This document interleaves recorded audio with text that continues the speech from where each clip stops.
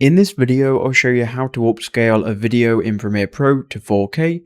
So as you can see, if I drag on my clip, it is 1920 by 1080 currently. Now, if you've already got your clip on Premiere Pro, you need to go to Sequence in the top right, go to Sequence Settings, and you can go ahead and change it from 1920 1080, which will be Full HD, to 4K. 4K dimensions are 3840 by 2160. So once you've typed in that, you will need to now enlarge your clip into 4K. So if you click on it and go to Effect Controls, you can then increase the scale. If your clip was 1080p, you need to change this to 200.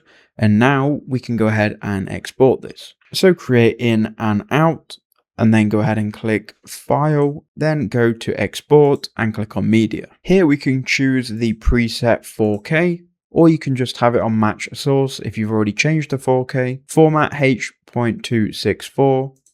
And there you go. If we now right click on this finished video and go to properties, if we go to details, you can now see it is 3840 by 2160, which is 4K.